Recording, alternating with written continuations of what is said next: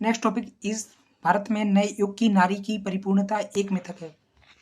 भारत में नए युग की नारी की परिपूर्णता एक मिथक है। तो इसकी शुरुआत कहाँ से करेंगे? कोट से करेंगे। सबसे पहले थोड़ा फ्रेमिंग देख लें कि नए युग की नारी का कॉन्सेप्ट क्या है, नए युग की नारी किसे कहा जा सकता है। तो नए युग की नारी कौन है? दूसरी बात है, नए युग की नारी पूर्ण है या नहीं है, या फिर उसके पास भी और वह उसको भी कई सारी चैलेंजेस, चुनौतियों का सामना करना पड़ता है। पुराने युग की नारी कौन है, तो उसके साथ थोड़ा इसकी तुलना करते हुए बताएंगे कि उससे बेटर है या फिर उससे कमजोर है। और यदि नए युग की नारी की परिपूर्णता, कि नए युग में नारी परिपूर्ण है, तो मिथक कैसे है, तो बताएंगे कि देखो कुछ मामलों में वह मिथक है भी, मतलब कुछ मामलों में उसे चुनौतियों का सामना करना पड़ता है, लेकिन कई मामलों में उसे अपॉर्चुनिटी भी मिल रही है, कई मामलों में वह आगे भी निकल रही है। फिर इसके अलावा हम बताएंगे कि नए युग की नारी को परिपूर्ण कैसे बनाया जा सकता है, या फिर उसके समक्ष जो चुनौतियां हैं उसको कैसे कम किया जा सकता है, लगभग इन्हीं आयाम में। अब जितने भी आयाम लिखेंगे उसमें सामाजिक, आर्थिक, राजनीतिक चीजों को जोड़ते हुए चलेंगे। तो सबसे पहले कोट से स्टार्ट करते हैं। इस बार स्त्रियां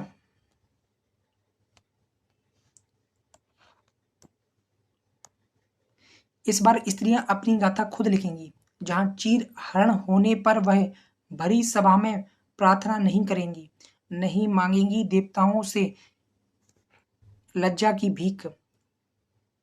वह टूटती बिखरी खुद खड़ी होगी, उसके भीतर एक आग छुपी है साधो। वह दंत कथाओं के फिनिक्स पक्षी की तरह अपनी राख से उठ खड़ी होगी। कुल मिला के इन्हें इस बार की स्त्री मतलब नई नारी को सेंट्रिक करके ही लिखा दिया है। लेकिन इसमें अगर हमारे पास डायरेक्टली ना हो तो हम लोग कोई पुरानी कोर्ट की, ठीक है, पढ़िए गीता बनिए सीता, फिर इन सब में लगा पलीता, तो इसमें दिखाएंगे कि पुरानी नारी की नियति ये होती थी। अब इसके समक्ष में मतलब आज के समय में नए युग की नारी, तो इस प्रकार से कुछ पुराना लिंक करके भी लिख सकते हैं।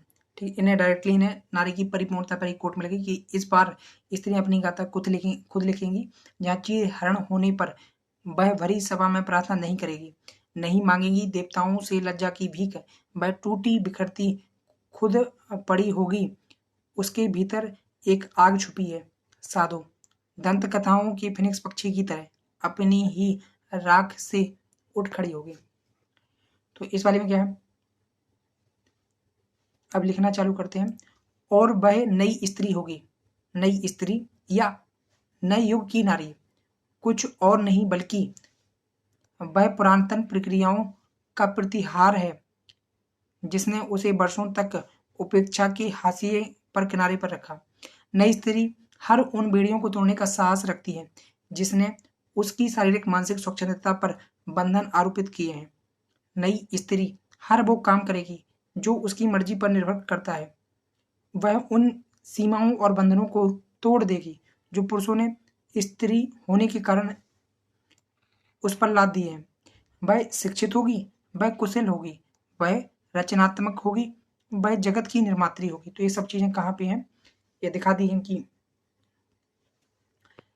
कि कैसी होगी नए युग की नारी, उसको यहाँ पर व्याख्यात किया है। वह अपनी भूमिका स्वयं तय करेगी, वह उन्मुक्त होगी, स्वच्छंद होगी, शारीरिक तल पर, मानसिक तल पर, वैचारिक तल पर भी है। नई स्त्री प्राचीन की सातत्य नहीं विलोम होगी, विचार की समन्वयक नहीं क्रांतिकारी होगी। तो आर्टिकुलेशन का कितना यूज किया है। वह बंधनों को कमजोर करने पर राजी नहीं, वह उन्हें तोड़कर मानेगी। नई स्त्रियों की कल्पना में स्त्री अब तक की परंपरा से बिल्कुल अलग अलग ही प्राणी होगी। नारीवादी साहित्य में नई स्त्री की संकल्पना, अब देखो नारीवादी साहित्य में एक कोट दिखा दी है। नारीवादी साहित्य में नई स्त्री की संकल्पना सर्वप्रथम 20वीं सदी में सामने आई। सर्वप्रथम आयरिश नारीवादी लेखिका ग्रैंड ने तो अभी दो हो गई नारीवादी लेखिका, एक तो होगी सिमोन द बोवार और दूसरी बात है आयरिश लेखिका। ग्रेन ने अपने लेख स्त्री प्रश्न के नए आयाम, the new aspect of women question, में इस पद का प्रयोग किया। आगे ब्रिटिश अमेरिकी लेखिका हेनरी जेम्स ने इसकी गहरी व्याख्या की एवं नई स्त्री को नारीवादी वैचारिकी के तल पर प्रमुख स्थान दिलाया। उनके साहित्यिक किरदारों में स्त्री मात्र पहले से बिल्कुल अलग और अनूठे प्रकार की होती है। वह स्त्री स्वच्छंद रूप में साइकिल चलाती, सिगरेट के धुएं उड़ाती, मर्जी से फिजिकल एक्टिविटीज करती, मनमाने कपड़े पहनती, अल्हड़ मदमस्त रहने वाली होती। वह शिक्षित, स्वतंत्र करियर और आर्थिक रूप से आत्मनिर्भर होती। यह नई स्त्री समाज और वर्कफोर्स में महत्वपूर्ण भूमिका निभाती। स्त्री के नएपन या समाज में स्त्री की भूमिका को बदलने में सर्वाधिक प्रभाव 19वीं सदी के स्त्री मताधिकार आंदोलन का पड़ा। तो ये दिखाते हैं कि नई युग की नारी कैसे आई। तो स्त्री के नएपन या समाज में स्त्री की भूमिका को बदलने में सर्वाधिक प्रभाव 19वीं सदी के स्त्री मताधिकार आंदोलन का पड़ा। तो 19वीं शताब्दी में जो स्त्री मताधिकार आंदोलन हुए, वहां से नई युग की नारी की परिपूर्णता आई। पश्चिमी देशों में औद्योगिकरण एवं शहरीकरण बढ़ने के साथ साथ शिक्षा और रोजगार के अवसर बढ़े। इससे उनमें शिक्षा, विशेषकर व्यावसायिक शिक्षा का स्तर बढ़ गया। अब वे पुरानी भूमिकाओं को त्याग कर समाज की बड़ी भूमिकाएं में आने लगी। वे प्रोफेसर, वकील, डॉक्टर, जर्नलिस्ट आदि रूपों में समाज की नीति को निर्धारित करने लगी। इसके बाद उसने सामान्य अधिकारों से आगे यौनिक स्वायत्तता, उन्मुक्तता और विशिष्ट पहचान की लड़ाई लड़ी। नई स्त्री अपनी यौनिक स्वायत्तता को अधिक महत्व देती है और इसे लेकर अनैतिकता जैसी बातों को सिरे से अस्वीकार करती है। अब उसका संघर्ष विशिष्ट पहचान एवं यौनिक स्वायत्तता की स्वीकृति को लेकर है। लेकिन इस नई स्त्री की कुछ सीमाएं भी हैं। इसकी विचारधारा का स्तर जिन वैचारिक क्रांतियों को लेकर है, वह प्रायः विकासशील और अल्पविकसित पारंपरिक देशों की वैचारिकी में घुल मिल नहीं पाती है। नई स्थिति दरअसल स्त्रियों को तो संबोधित करती है, परंतु संपूर्ण विश्व या कहें संपूर्ण समाज समुदाय की स्त्रियों को संबोधित नहीं करती है। नई स्त्री का आग्रह मूल रूप से पश्चिम की स्त्रियों को लेकर है। पूर्व की स्त्रियां प्रायः विमर्श से बाहर है। ऐसा स्वाभाविक भी है क्योंकि हर समाज, देखो यूरोप से थोड़ा तुलना करके ही हमें लिखना है, ये पहले भी है, कोई भी सामाजिक आर्थिक टॉपिक हो उससे हम यूरोप में देखेंगे और भारत में देखेंगे। क्योंकि हर समाज की रचना प्रक्रिया, उसकी स्थिति, उसके वैचारिक आधार भिन्न होते हैं। ऐसे में एक विचारधारा भिन्न सामाजिक संरचनाओं को एक ही स्तर पर प्रभावित करे, ऐसा लगभग असंभव है। यदि भारत की बात करें तो भारत की स्थिति पश्चिम की तुलना में बिल्कुल अलग है। यहाँ की स्त्रियां मन स्थिति पूर्णतः पश्चिम से मेल नहीं खा पाती है। अगर कुछ नारीवादी स्त्रियां इसका प्रयास भी करती हैं तो वह महज कुछ समूहों तक सिमट कर रह जाती है। उसकी सामाजिक स्वीकृति नहीं हो पाती है। ऐसा स्वाभाविक भी है।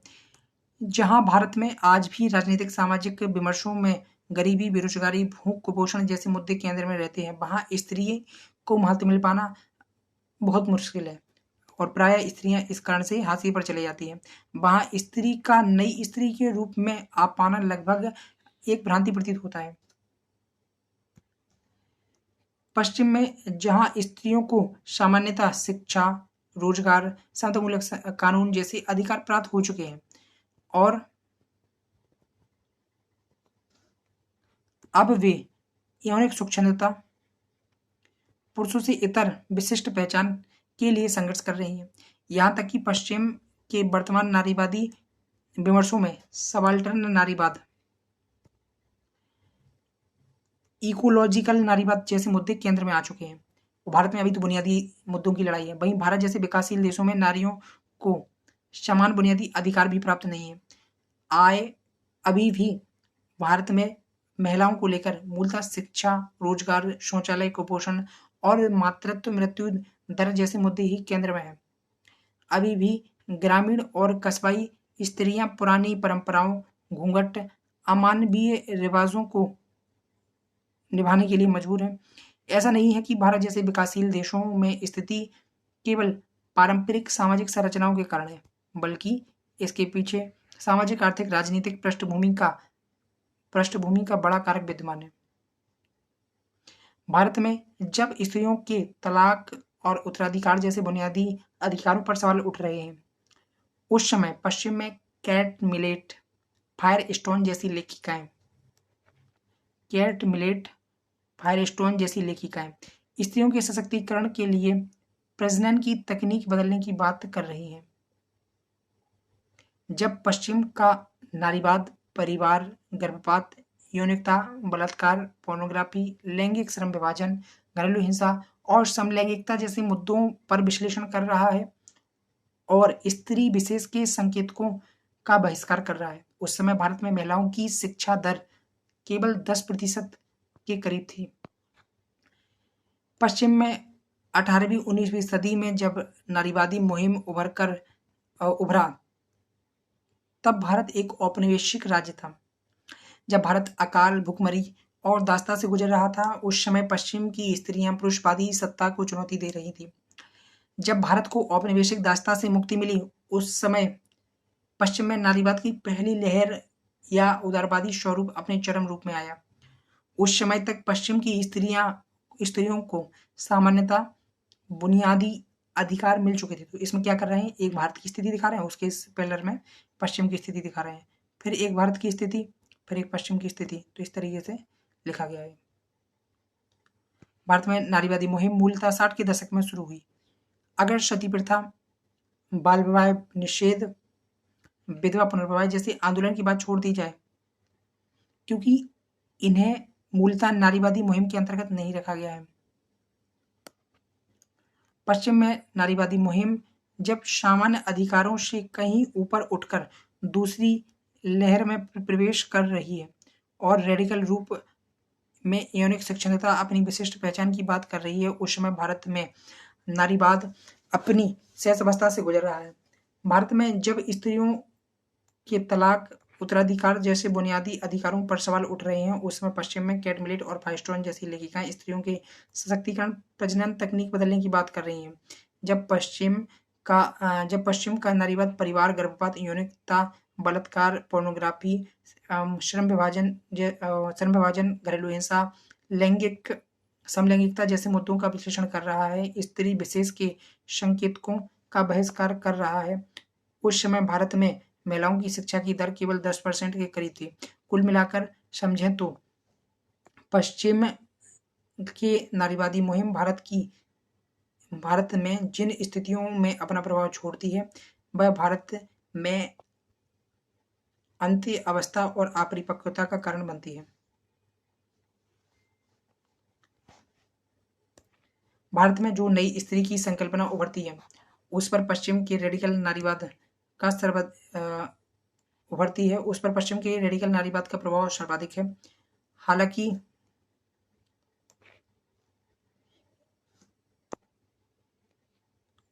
इसमें बहुत हद तक बुनियादी अधिकारों के जरिए सशक्तिकरण की बात की गई है, परंतु मूल जोर देह की उन्मुक्तता, यौनिक स्वच्छंदता पर है। इसका परिणाम यह हुआ कि भारत में नई स्त्री का विमर्श मूलतः मध्यवर्गीय, सवर्ण, शहरी और अभिजात स्त्रियों का विमर्श बनकर रह गया है। इसमें स्त्रियों के बुनियादी अधिकार, शिक्षा, रोजगार, आर्थिक स्वतंत्रता, गांव की स्त्रियां, दलित स्त्रियां, घरेलू हिंसा, कस्बाई स्त्रियां जैसी समस्याएं हाशिए पर चली गई हैं। इसके अलावा भारत में